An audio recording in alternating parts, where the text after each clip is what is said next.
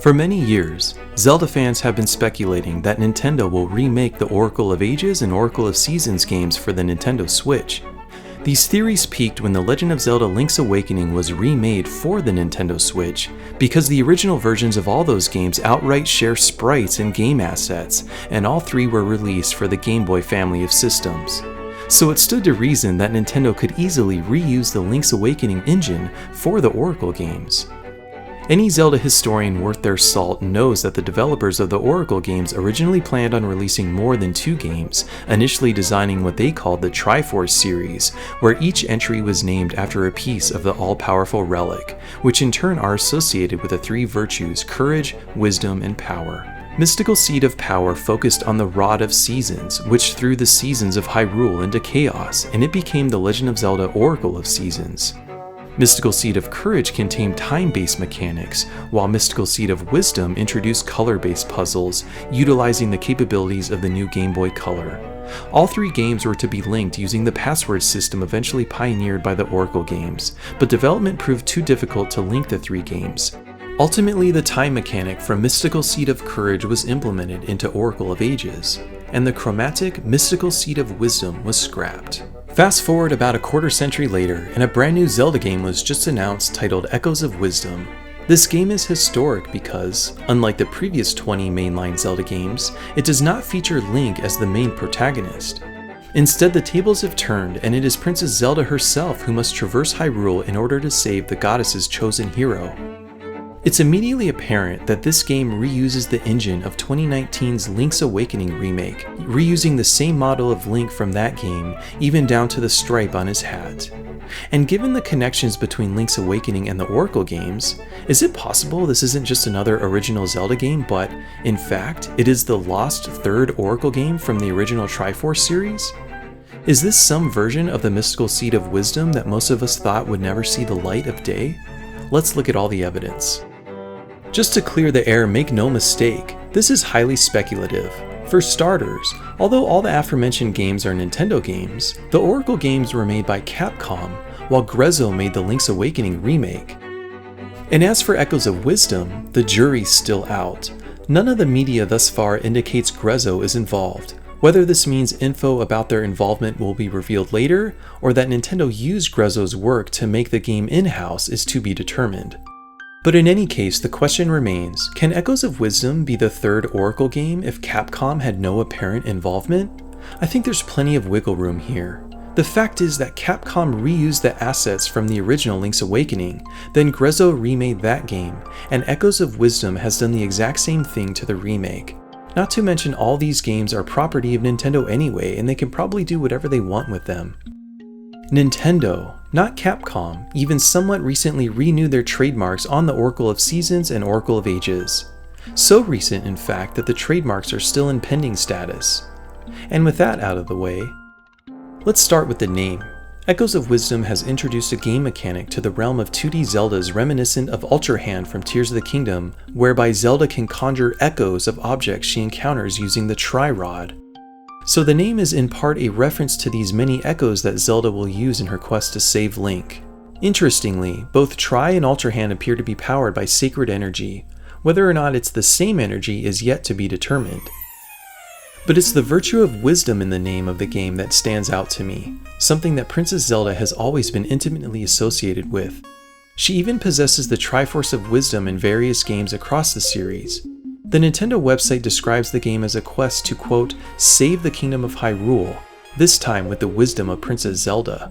So I don't think it's too far-fetched to speculate that the overarching theme of wisdom germinated from the Mystical Seed of Wisdom concept from the planned Triforce series that became the Oracle games.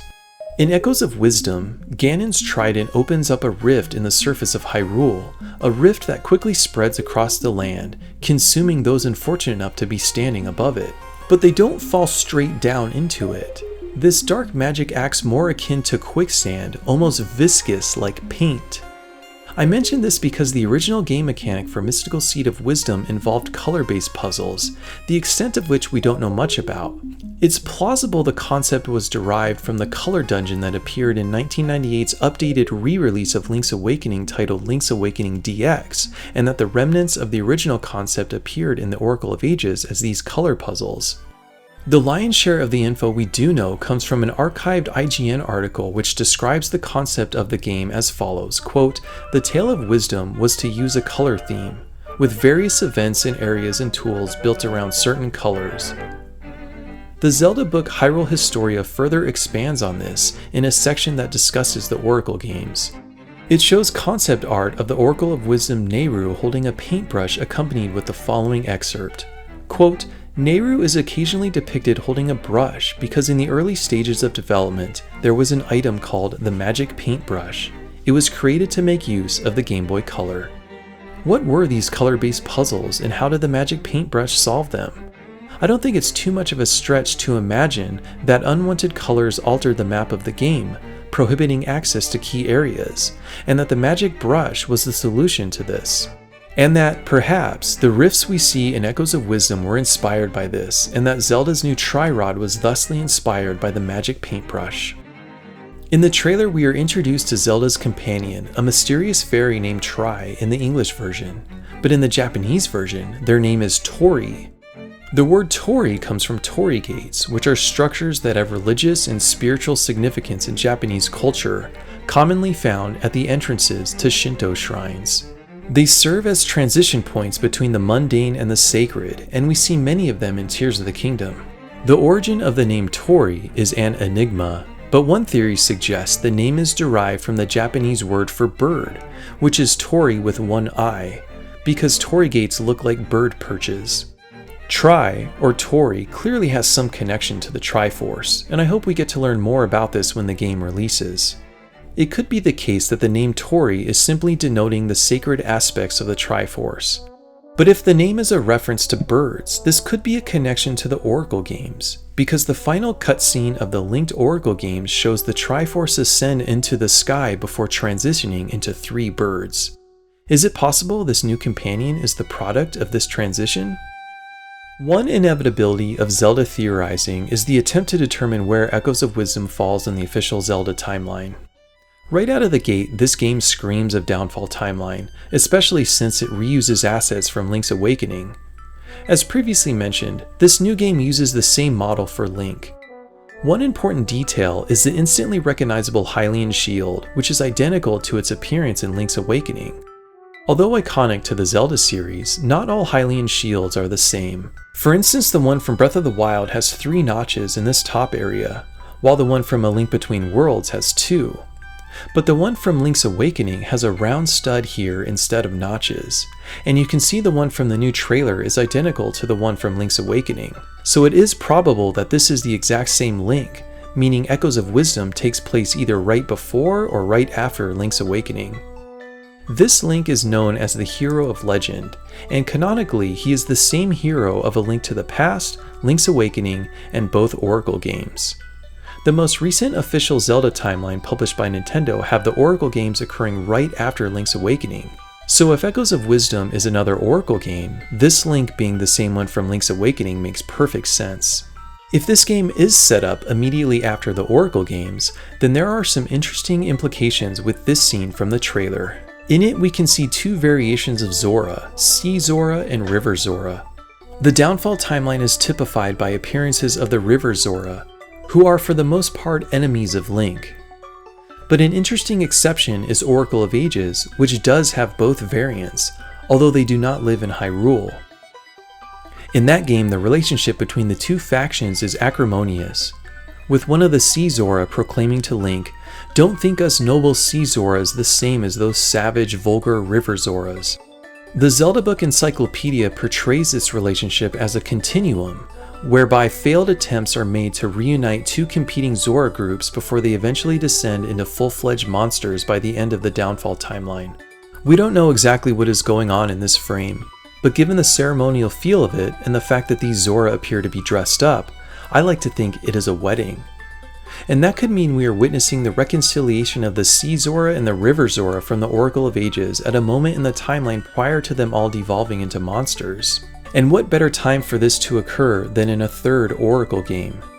There are plenty of reasons to refute this theory, like the fact that Oracle of Ages already featured Nehru, the Oracle of Wisdom, who gets her name from Nehru, the goddess of wisdom.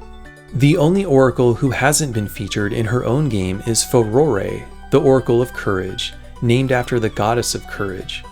So, if Nintendo is planning on completing the Triforce series, it would appear that courage ultimately is the missing piece, not wisdom, despite the concepts previously discussed. There is also the fact that Echoes of Wisdom takes place in Hyrule, whereas both Oracle games take place outside of it. Also, the trailer shows us some characters which are thought to be absent from the Downfall timeline, such as the Great Deku Tree, Deku Scrubs, and the Gerudo tribe. Hopefully the game, no matter where it falls in the timeline, doesn't break any canon by including these characters. There are some other things I noticed in the trailer which have nothing to do with this theory, but I wanted to talk about now, since I'm not planning on making a standalone video about them. There are these blue butterflies near the pedestal in front of the Deku Tree. Their placement mirrors the flowers we see in the pedestal in A Link to the Past, A Link Between Worlds, and Breath of the Wild. I made a short theory that talked about the blue blessed butterflies in Skyward Sword which, as Gorko the Goron tells us, have a sixth sense that attracts them to goddess walls and gossip stones. I believe what they are attracted to is residual sacred energy. Gossip stones and Sheikah stones are very similar, and we know that the Sheikah tech is likely powered by divine energy. When Link meets the diminutive egg-shaped Sheikah relic Teriko in Age of Calamity, the little guy is also graced with blue butterflies. Teriko contains ancient energy, so much of it in fact that those around him are given special abilities like using the Sheikah Slate. Another random thing I notice is that the afflictions that have swept across Hyrule are called Rifts, which is the same name as the afflictions in the new Crypt of the Necrodancer game titled Rift of the Necrodancer.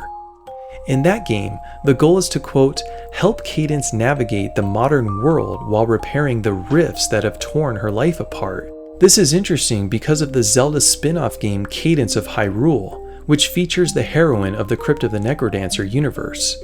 Is this purely a coincidence, or could there be a cameo or other reference to Cadance? One thing that is really interesting about this is that Cadance of Hyrule, just like Echoes of Wisdom, is a strong candidate for the Downfall timeline, and it includes the Deku Tree, Gerudo tribe, and Deku Scrub characters I mentioned above. I'm really excited to play this game. There's so many little details already, like where does this trapdoor go in the mad scientist's house? Is Tri based on the design of Fi's head? Remember that Tri is a fairy, and Fi was based on the Fairy Queen from Wind Waker. I'm also really looking forward to exploring this snowy mountain. I wonder if it will be called Hebra, and I'd bet my bottom dollar that when Link enters the rift he transforms into Dark Link, and that will be the penultimate boss fight of the game. Anyways, thanks for watching everyone. Subscribe for more Zelda content if you liked what you saw. Thank you.